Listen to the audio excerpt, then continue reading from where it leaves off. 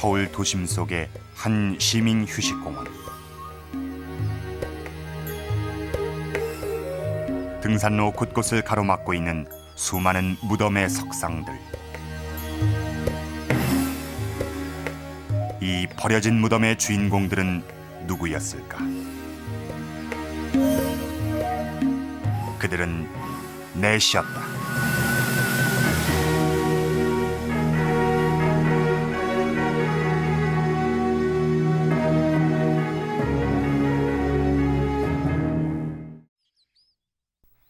넷이들의 공동묘지가 있는 곳은 아파트가 밀집해 있는 서울 외곽의 월계동. 주민들의 휴식처로 이용되는 공원 곳곳에 상석이며 비석, 한때는 무덤을 지켰을 문인석들이 어지럽게 흩어져 있다. 봉분이 사라진 무덤과 형체를 알아볼 수 없는 문인석들. 이곳 주민들은 내시들의 공동 무덤이라고 했다. 그러니까 일반 묘 같으면 자손이 있으니까 산소가 그렇게 산소 위에 남아섰는데 놔두겠습니까? 크고 잘생길 갖다 놔 정도면은 아마 일반인들은 안 되고 돈 많은 요건 누가 도굴 해가지고 가려고 하다가 이렇게 그냥 방치해 놨습니다. 예, 도굴 해가지고. 향토사를 연구하고 있는 이광남 씨도 최근에야 이곳에 관심을 가지기 시작했다. 예, 요건 전부 다 이장해 가지고 간대고 저 산 곳곳에 흩어진 무덤의 수는 모두 800여 기. 상당히 아주 이것이 내시의 묘임을 알려주는 것은 등산로 곳곳에 남아있는 비석의 명문이었다.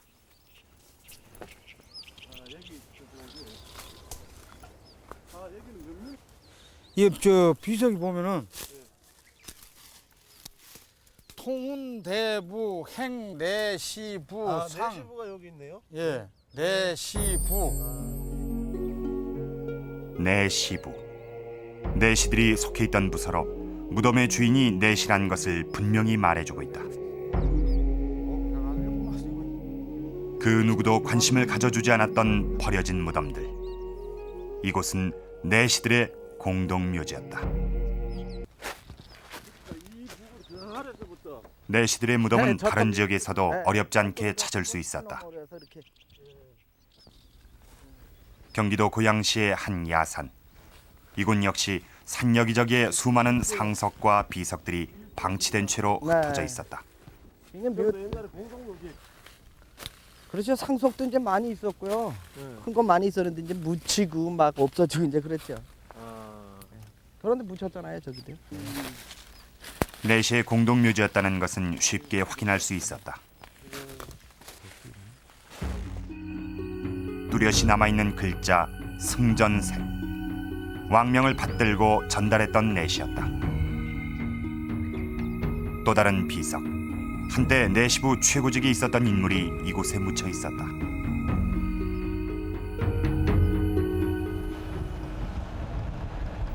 지금도 내시의 흔적은 곳곳에서 찾아볼 수 있다.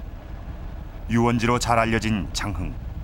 이곳 삼상리는 옛부터 내시골이라고 불렸다. 저 계곡의 송수에서 내려오면서 3마리. 마을 토박이들은 내시들에 대해 잘 알고 있었다. 박유창 시대에는 그 전에 나도 90절을 했는데요. 그 저 사무관들 그 집에나 가서 빌려 있고 그랬으니까 그 집에나 있었으니까 그 걸레는 여자 옷이고 남자 옷이고. 주민들은 내시들의 권세가 대단했던 것으로 기억했다. 한 60대, 한 70대, 한 80 먹은 양반들도 이제 명절 때 세배를 가잖아요. 세배를 가면은 안을 못 들어갔어요. 얼굴 보지 못하고 밖에서 그냥 바깥에서 앞마당에서 절을 했어요. 세배를 가도. 우리 같은 사람들은 지금 80 먹은 사람들이 그런 말을 해요. 왜 그랬어? 그러니까 이제 그래 우리들은 이제 사람 그때 그 당시에는 사실 뭐 사람 취급 안 했지 사실은. 상민이니까 상민이니까 사실은. 말해도 못 올라간대요. 못 올라가지. 교수란 사람한테 말을 같이 못한 결혼하죠. 그런 사람. 마을의 한가운데는 구한말 현직에 있었던 내시가 살던 집이 아직도 남아 있었다. 내가 태어나기 전부터 있는 집이니까 오래됐죠. 예. 그 자리 걸 인겼다고 그랬어요. 그때 당시에 이 집은 상당히 좋았겠네요. 좋았죠. 이 집이 동네에서 제일 잘 진 집이었었죠. 이 집이요. 네, 바깥에 동네에서 이제 가장 좋았던 집. 마루도 이 마을 토박이들에겐 이 집에서의 일들이 요거 아직도 이제 추억으로 남아 있다. 세배를 들어오면은 조안에서 무슨 뭐 저 세배 때 무슨 약과 하며 무슨 저기 이런 애들 과자 하며 전부 다 옛날에 만들어 먹는 걸 여기서 꺼내주시고 저 왕을 모시며 궁궐에서 근무했던 이 집의 주인공 내시. 동네에서 가장 큰 어른으로 대접받았던 그의 집은 폐가로 변해 있었다.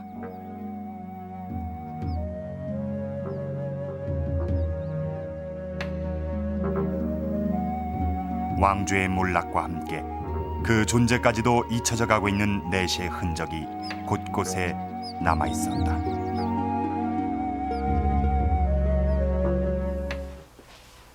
국립중앙도서관 족보실. 이곳엔 내시의 것이라고 알려진 특별한 족보가 한 권 남아 있다.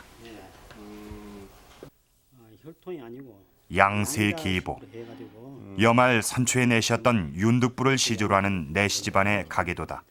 족보의 구성은 태어나고 죽은 해 그리고 일생의 행적이 기록돼 있는 일반 족보와 크게 다르지 않았다. 이 내시 족보는 말이야 양자 형태를 했기 때문에 성이만 서로 다를 수밖에 없죠. 이래 한번 해가지고 그 각자 이제 대마다 성이 다 다르죠. 어떻습니까? 예, 요거는 최시고요. 또 일반 족보 같으면 여기 유자 안 쓰고 자자만 쓰고 쓰는데 네네. 아 유임목 예. 또 그 아들이 그리고 또 또 임씨가 되네요. 임씨가 예. 돼요. 예. 또 그 그다음에 아들이 김씨가 김씨가 되고. 여기는 또 서로 김씨가 같지만은 아마 여기는 내시는 양자를 들여 가계를 이어갔던 것이다. 족보엔 내시의 부인도 함께 기록돼 있었다. 일반인과 다름없이 가정을 가졌던 것이다. 묘지 있고 생년월일 있고. 예, 예. 족보의 서문엔 족보를 만든 이유를 밝히고 있다. 비록 양자로 가계를 이어가지만 낳은 은혜 못지않게 키우는 은혜도 크기 때문에 이를 소홀히 할 수 없다는 것이다.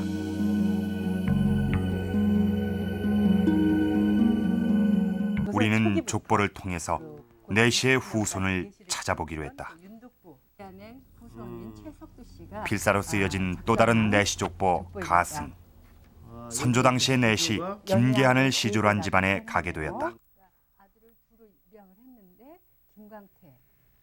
일제시대에 내시 최석두에 의해 작성된 것으로 이 족보의 마지막 후손은 1907년에 태어난 정병국 씨로 돼 있다.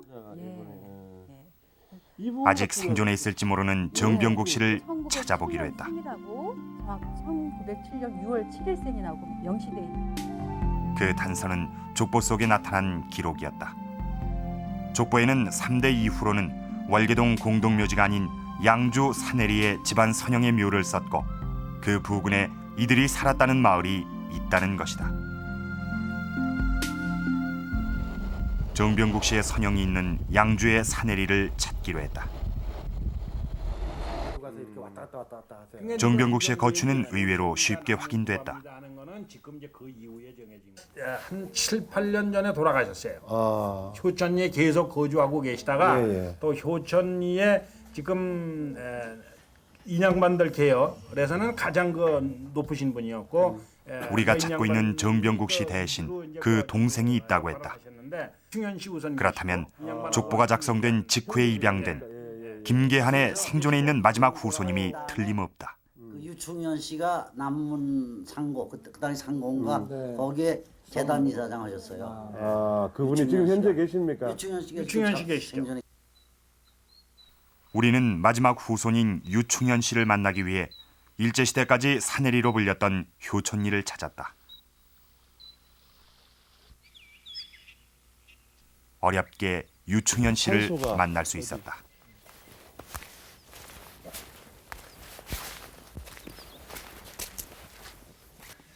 번거로운 것을 싫어하면서 이 통구석에 그냥 묻혀서 살고 있습니다. 예.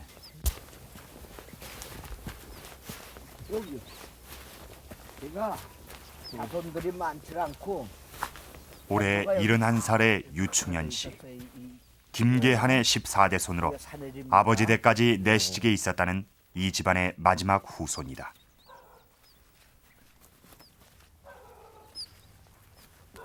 아, 여긴가 보네요.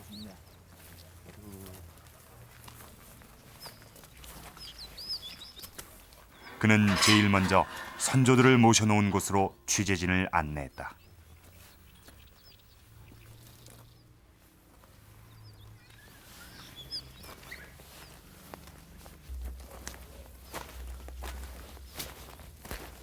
여기가 시조 할아버지, 아까 말씀드렸던 개자 한자 할아버님 그렇습니까? 각심사에서 이쪽으로 모셔왔습니다.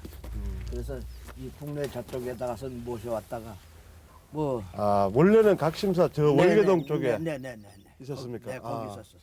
그래서 거기서 이제 일로 아파트 단지로 개발되면서 바로 그 월계동 공동묘지에서 이곳으로 모셔온 것이다. 총군정량역이 호송공수역이 임진왜란 당시 목숨을 걸고 임금의 안전을 지켰던 내시 김계하는 그 공로를 인정받아 내시로선 특별히 오늘날의 장관에 해당하는 정일품의 자리에까지 오른 인물이다. 송록대 대부 유 씨가 가장 자랑스럽게 여기는 시조 할아버지다. 연양군. 그러고서 이제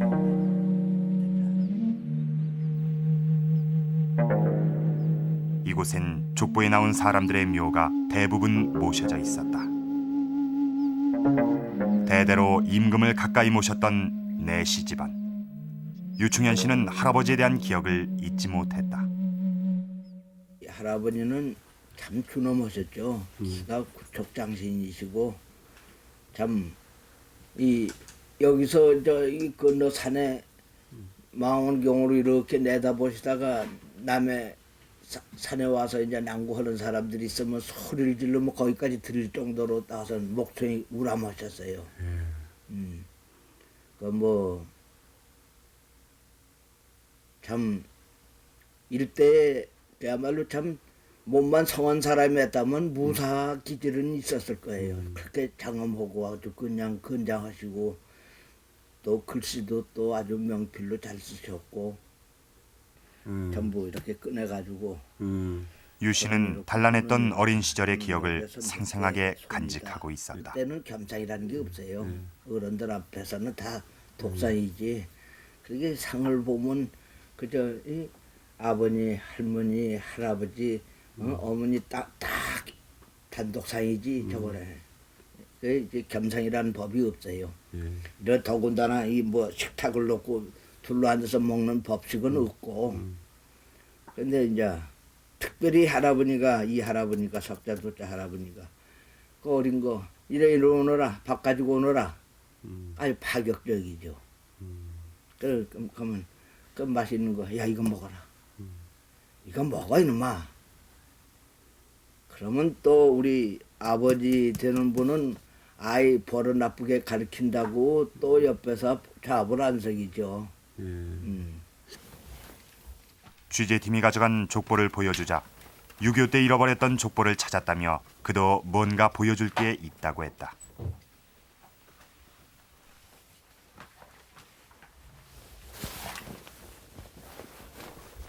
그것은 전쟁통에 잃어버린 족보를 기억으로 되살려낸 유충현 씨 집안의 가계도였다. 중자 명자 할아버지가 이제 우리 집게 10여 년 전에 아주 그냥 총망라해서 무조건 오고 자관 한번 다 모시도록 제가 추천을 했었어요. 우리가 뿌리를 알고 살자. 아무리 다 무후하고 이게 이제 저거 했는데 우리가 앞으로는 어떻게 될 것인지는 모르지만 시방 현재 우리가 살고 있는 동안은 요것을 갖다가선 확연히 알고나 넘어가자. 젖먹이 때 우연한 사고로 불구가 돼 500년 동안 내려오던 내시 집안에 입양된 마지막 후손 유충현 씨.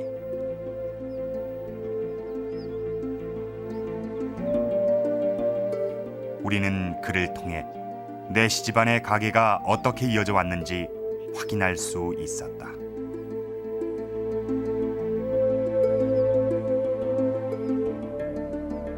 조선시대의 법전 경국대전. 경국대전엔 내시부에 관한 규정을 두고 있다.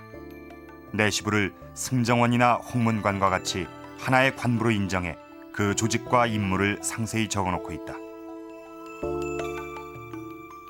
내시부의 임무는 크게 4가지로 정해두고 있는데 그 첫째가 대내감선, 즉 궁중 내의 음식 전반에 대한 감독이다. 두 번째가 왕명을 전달하는 전명,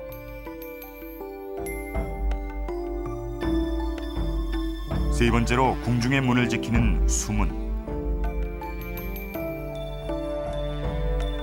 그리고 마지막으로 궁궐내의 청소다.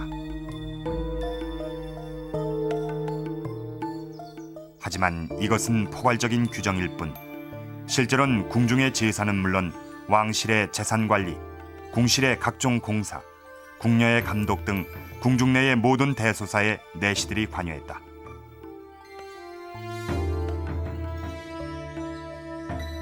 내시의 관직은 종 2품의 상선에서 종 9품의 상원까지 두었다. 이 중 임금의 수라상에 오르는 음식을 감독하는 상선이 내시부의 가장 높은 직위였다. 이 밖에 상원, 상다, 상약, 상전 등 각 관직마다 상세한 임무를 규정하고 있었다. 내시부의 전체 정원은 140명이었다. 이 정원이 140명이라고 하면요, 아마 일부 군 부대 말고는 이렇게 큰 관수가 없었습니다. 예를 들어 병조나 이조와 같은 이런 육부에서도 판서에서부터 정당 좌랑에 이르기까지 정규 관원이 한 10여 명 내외였습니다. 이러한 10여 명 정도의 관원들이 일국의 그 국방이나 인사나 또 교육이나 이러한 일들을 총책임지고 있었는데 140명 정도의 관원이 소속되어 있었다고 하면은 대단히 규모가 큰 관서였다고 할 수 있습니다. 조선시대의 거의 모든 관부는 궁 밖에다 청사를 두고 있었다. 지금의 세종로는 이호 예병 형공, 육부의 모든 청사가 있었던 곳이다. 그렇다면 내시부는 어디에 있었을까? 신증 동국여지 승남에 의하면 내시부의 청사는 한양 북부의 준수방에 있었다고 한다. 준수방은 경복궁 바로 옆, 지금의 효자동에 해당하는 지역이다. 내시부도 다른 관부와 마찬가지로 궁 밖에 나와 있었던 것이다. 내시부와는 별도로 궁 안에 내시들을 위한 공간이 있었는데 내반원이었다. 내반원은 왕이 업무를 보던 선정전과 가까운 거리에 위치하고 있다. 왕실의 수발을 좀 더 효과적으로 들기 위해서다. 궁궐 안에 있는 내반원은 내시부의 파견 처인 셈인데 내시들 중 가장 핵심 인물들이 근무하던 곳이다.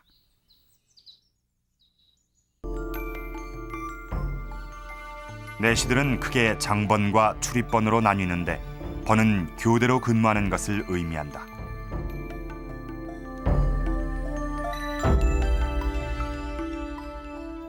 아무래도 장번은 장기간 그 왕 가까이서 모시는 자들로서 특히 그 장번은 모든 내시들에게 주어지는 게 아니라 왕과 세자궁에만 제한되어 있는 사람들입니다. 그래서 다른 내시들에 비해서 승진의 기회라든가 그다음에 그 권력을 지을 수 있는 기회가 훨씬 더 많습니다.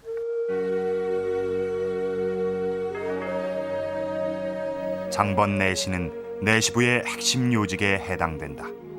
흔히 왕이 있는 대전이나 왕비가 있는 내전 등을 지키지만 장번 내시라 해서 궁에만 있었던 것은 아니다. 출입번과 달리 교대 기간이 길었던 것이지 이들도 궁 밖에 집을 두고 있었다.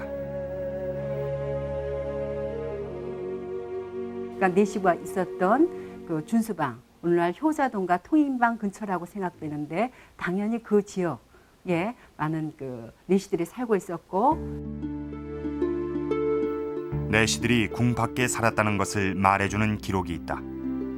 조선 중기에 작성된 한양 5부 중 북부 지역의 호적대장, 양반가로 분류된 곳에 내시의 집이 눈에 띈다.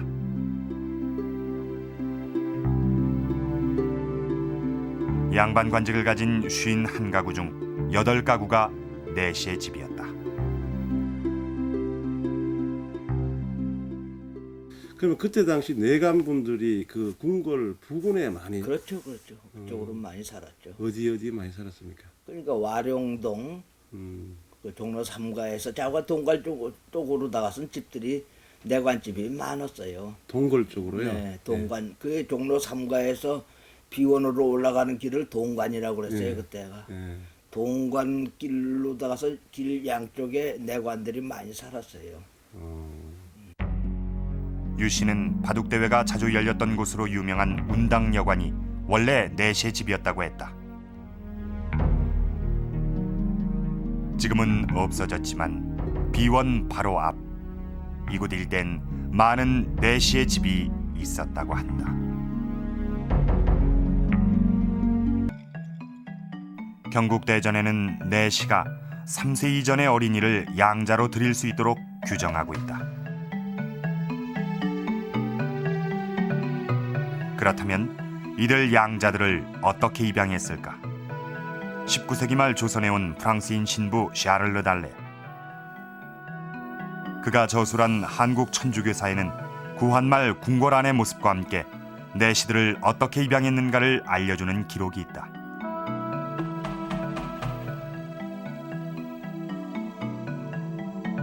내시는 자식이 없어 전국에 사람을 보내 고자 어린이를 찾아오게 했는데 중국과 달리 궁형이 없는 우리나라에서는 입양 대상자를 찾기가 결코 쉽지 않았을 것이다. 그 대상자를 찾았다고 해서 아무나 양자로 들이진 않았다.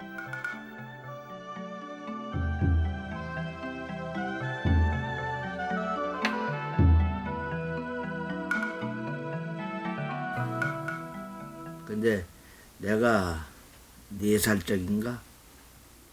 4살 적에 참 똥을 싸가지고서는 아마 이렇게 방에서 뭉개니까 냄새 맡고 개가 뛰어들어왔다가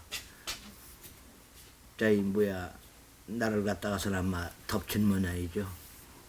그래서 불구가 된 거예요. 근데 그러다 보니까 그 근처에 낫시성 가진 분인데 정부의 대가였어요.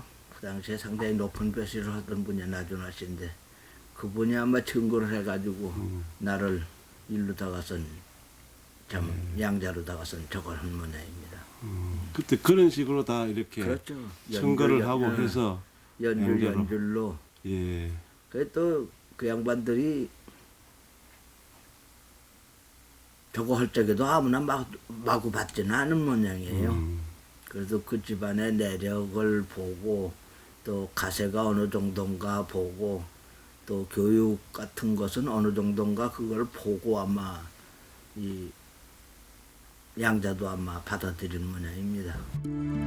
양자 제도만을 통해 내시직이 유지됐을까? 흔치는 않지만 가족에 의해 또는 스스로 거세하는 사람들이 있었다. 이는 내시들의 권세와 공생활을 동경하는 데서 비롯됐다.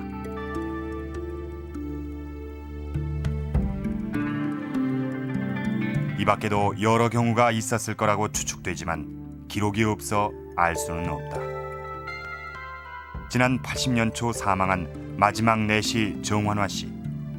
그의 증언에 따르면 내시가 되기 위한 일종의 사설 양성소가 있었다고 한다. 이화 씨가 만난 많은 내시들도 바로 그 사설 양성소를 운영했던 쇠귀 할머니에 대해 증언했다고 한다. 귀가 커서 쇠귀라고 했는지는 확실하지 않습니다만은 아무튼 이분이 자식도 없었어요. 근데 재산을 많이 모았거든. 그래서 그 성불구자들을 모아가지고 특별 교육을 시켰어요. 기생 교육을 시키듯이. 그래서 뭐 소양도 길러야 되죠. 아주 궁중에 들어갈 사람들이니까 말도 함부로 해서는 안 되죠. 상당히 그 경서라든지 또는 여러 가지 교양을 쌓아야 되니까 이들을 모아가지고 그런 공부를 시켰어요. 그래가지고 또 자기가 여러 통로를 통해 가지고 이제 궁중으로 들여보냈습니다.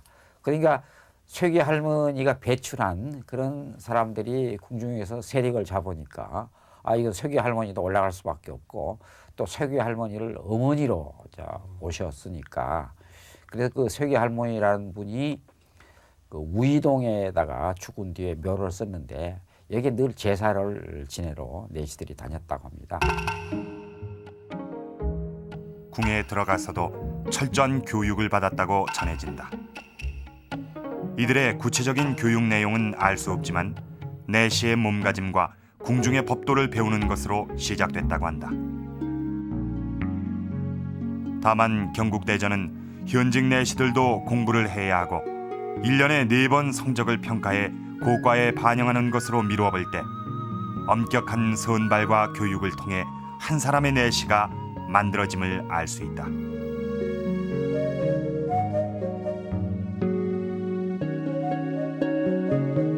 고려의 내시는 과거의 장원급제자 등 당대 최고의 엘리트들이었다. 삼국사기를 쓴 김부식의 아들 김돈중, 사립대학의 창시자 최충의 손자인 최사추, 주자학을 처음 도입한 안향, 이들 모두가 내시였다. 환관이 바로했던 원나라의 영향으로 고려에서도 내시직에 환관이 진출하기 시작했다. 내시와 환관 전혀 별거의 존재였는데 원 간섭기 때 그 환관의 기능이라든가 역할이 부각되면서 그 종전에 내시가 갖고 있던 아주 권한을 마치 악화가 양화를 구축하는 것처럼 고려 문관 내시의 기능을 그 환관 내시들이 차지하면서 정함은 환관으로서 내시직에 진출한 최초의 인물이다. 고려 의종을 키운 유모를 부인으로 맞이한 덕분에 내시가 된 정함을 시작으로 수많은 환관들이 내시직에 진출한다. 환관에서 일약 내시직으로 올라섰던 이들의 폐해는 극심했다. 고려사의 이 기록은 당시 환관들의 실상을 잘 보여주고 있다.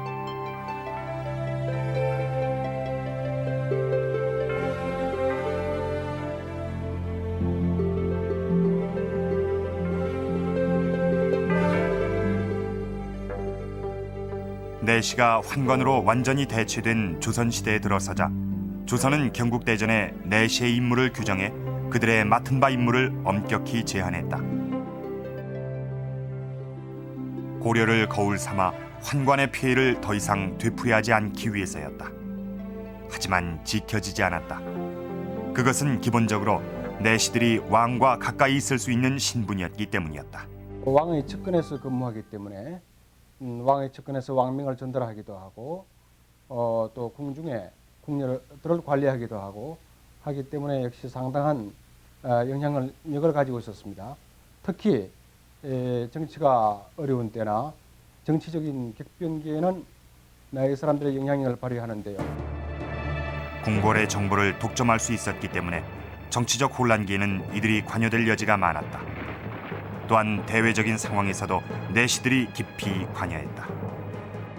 세종 때 같은 경우에 그 사군 육진을 개척하기 위해서 북방 여진족들과 끝없는 전쟁 상태에 있었어요. 그래서 그 당시 김종서라든가 또 이제 최윤덕 또 이천이와 같은 그 장군들이 그 지역에서 경략을 했는데 이때 그 여진족에게 간첩을 파견한다거나 또는 그 아국에서 군사 몇 명을 동원해서 여진의 어느 지역을 공격한다 이런 그 아주 중요한 국가 기밀을 서로 주고받고 국왕이 어디를 공격해라 누구를 간첩으로 보내라 이런 사항은 내시들이 중간에서 연락을 담당해서 중간의 관료들이 전혀 모르게 다 한 다음에 사후에 이러이러한 일을 했다 이렇게 이제 사후 처리를 하는 일이 많이 있었습니다.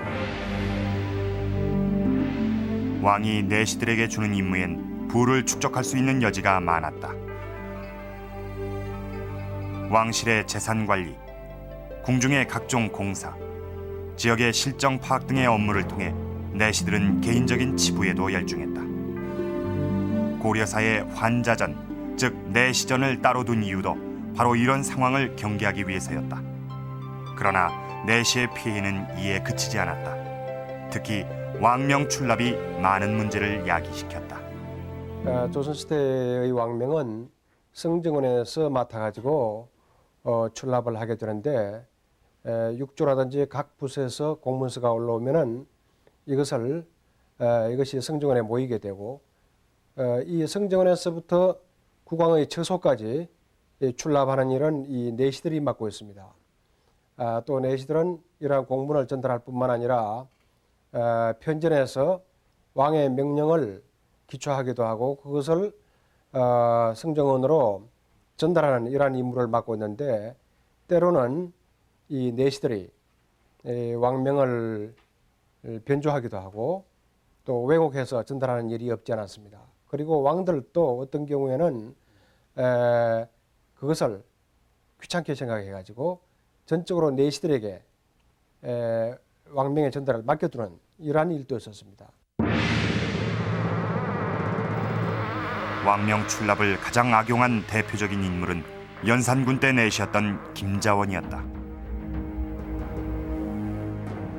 김자원은 조선시대 내시로서의 모든 악행의 전형이었다.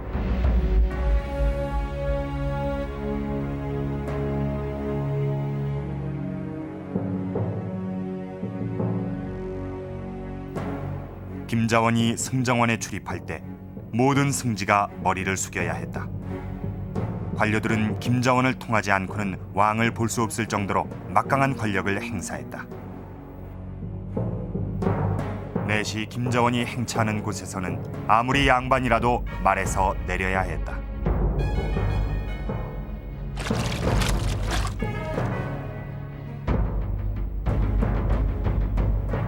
김자원이 이렇게 행세할 수 있었던 것은 당시의 절대 권력자였던 연산군 때문이기도 했다. 연산군은 수족처럼 따르는 김자원 같은 내시를 앞세워 자신의 부도덕함을 감추었고 김자원은 그것을 최대한 이용한 것이다.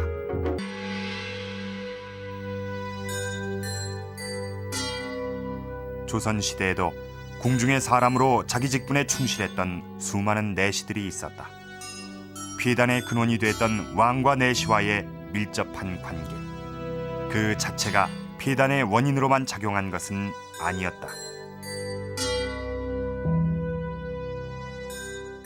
아무래도 내시는 그 왕과의 관계에서 일반 신료들이 예의와 명분을 차리는 그 좀 공식적인 관계라고 하면은 그에 비해서 왕과 내시는 대단히 허물이 없는 아주 밀접한 관계를 가질 수 있습니다. 그래서 그런 그 사적인 관계를 이용해서 내시가 왕을 자기 사사로 이용할 수도 있지만 오히려 그런 가까운 관계를 이용해서 관료들이나 일반 백성들이 하지 못하는 말을 왕 앞에서 솔직하게 바른 말을 할 수 있는 자리에 있는 사람들이 또 내시라고 할 수 있습니다. 그래서 그런 경우가 연산군 때의 그 김처선과 같은 사람들이 누구도 연산군의 그 공포 정치에 두려워서 말을 못할 때 김처선이 나서가지고 바른 정치를 해야 한다, 백성들을 살리는 정치를 해야 한다, 이런 그 바른 말을 하는 수가 있는 거지요. 바로 그런 직언을 했던 김처선. 연산군대에 같이 내시직에 있었던 김자원과는 달리 직분에 충실한 내시였다. 김처선은 왕에게 직언을 했다고 하여 너무나 가혹한 참사를 당한다. 그의 집터는 파헤쳐져 연못이 됐고 친척들에게까지 화가 미쳤다.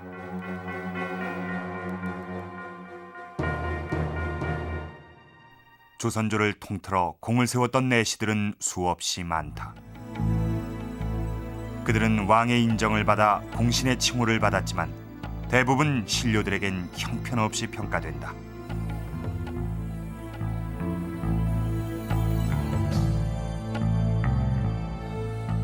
이런 평가에도 많은 내시들은 왕의 곁에서 늘 그들의 본분을 지키려고 했다. 내시들의 이런 현실을 극명하게 드러낸 사건이 구한말에도 있었다. 1884년 우정국의 개설 축하연에서 김옥균, 박영효 등의 개화파가 갑신정변을 일으킨다. 이때 수구 세력으로 분류된 민영목, 조영하, 한규직 등이 개화파의 죽음을 당하는데 그 중에 유재현이라는 내시도 포함돼 있었다. 내시 유재현은 정변 2달 전까지 윤치호, 김옥균 등 개화파들과 시국을 논할 정도로 친밀한 사이였다고 한다. 그런데 이들은 왜 유재현을 죽였을까? 갑신정변 한 달 전 윤치호의 일기가 그것을 말해주고 있다. 정변이 일어나기 한 달 전, 유재현은 군인 윤웅열과 윤치호를 경계하라고 고종에게 진언한다.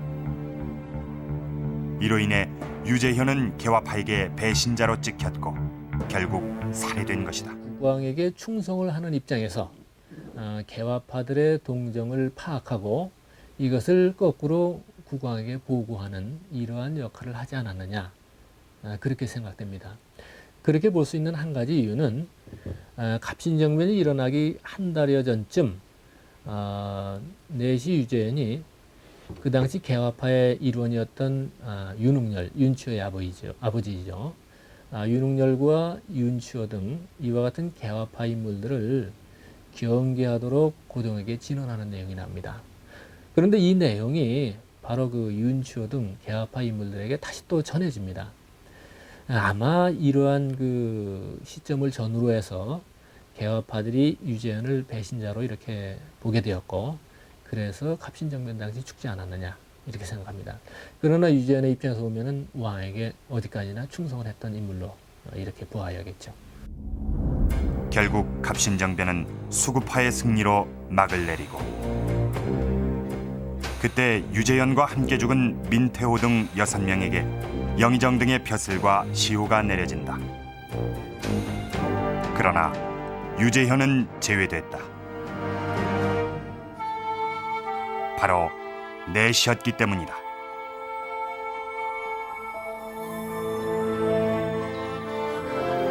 천년이 넘는 내시의 역사. 그 속엔 왕의 사람으로 직분에 충실했던 알려지지 않은 수많은 내시들이 있었다.